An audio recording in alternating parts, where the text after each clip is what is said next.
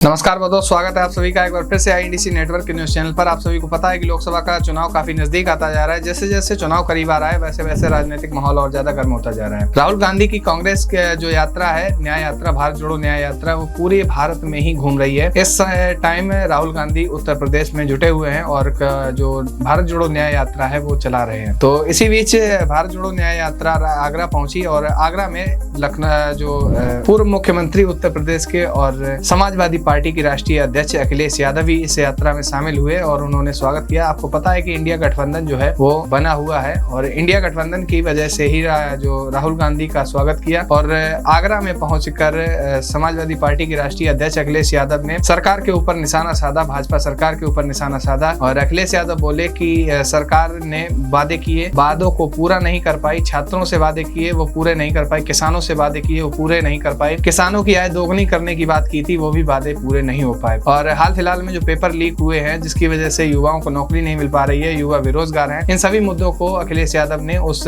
यात्रा के दौरान भाषण में कहा। और एक घटना जो हाल फिलहाल में हुई है, कन्नौज में एक छात्र ने एक लेटर लिखा और लेटर लिखने से पहले, मतलब आत्महत्या करने से पहले एक लेटर लिखा और छात्र ने लिखा था कि ऐसी डिग्री का क्या फायदा है जो मुझे नौकरी ना दिला सके। उसने अपने बीएससी के और भी कई सारे जो रिजल्ट थे, जो कागज थे, वो सारे जलाकर राख कर दिए और उस लेटर में लिखा था कि ऐसी डिग्री का क्या फायदा है जो मुझे नौकरी ना दिला सके। उसका कहना ये छात्र का था कि मुझे शादी भी करनी थी बहन की, लेकिन ऐसा कुछ नहीं हो पाया।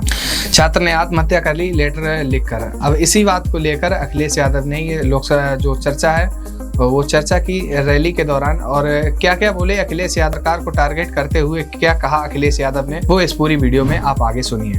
भारत जोड़ो यात्रा में आए हुए सभी दोनों दलों के कार्यकर्ताओं और आम जनता का बहुत बहुत धन्यवाद और आभार प्रकट करना चाहता हूं। आगरा शहर में जाना जाता है। मुझे खुशी है इस बात की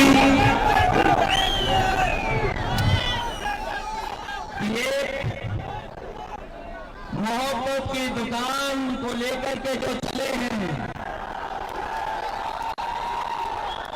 इस शहर में, बाजार में ही पूरा शहर मोहब्बत का शहर है। जितनी मोहब्बत भर सकते हैं भर करके ले जाइए और पूरी यात्रा में बांटते चले जाइए। आने वाले समय में जो चुनौती है वो लोकतंत्र बचाने की चुनौती है, संविधान बचाने की चुनौती है।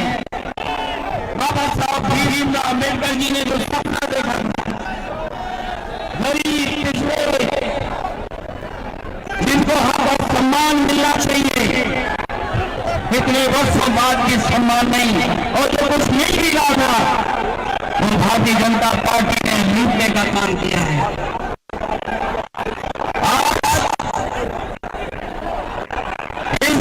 के बाद जो संदेश जा रहा है वो एक ही संदेश है कि भाजपा हटाओ, भाजपा हटाओ, देश को बचाओ, संकट गिराओ और रस्सी हटाओ, भाजपा हटाओ। और जब बिहार से हारेंगे संविधान भी बचेगा।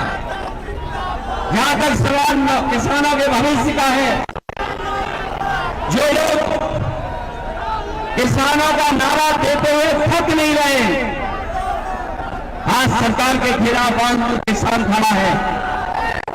ये सरकार वो है जो काला कानून लाई, किसानों की ताकत से घबरा करके इन्होंने काले काले कागज से लिए। इन्हें कोई दुख नहीं इस बात का कि 800 से ज्यादा किसानों की जान चली गई। आज फिर किसान अपना हक और सम्मान बचाने के लिए खड़ा है।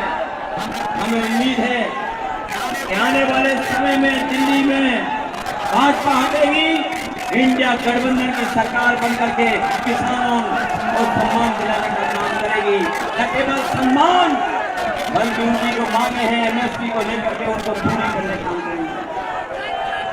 ये नारा हम सब लगाते हैं, जय जवान जय किसान। और बीजेपी के लोग थकते नहीं, भारत माता की जय बोल करके।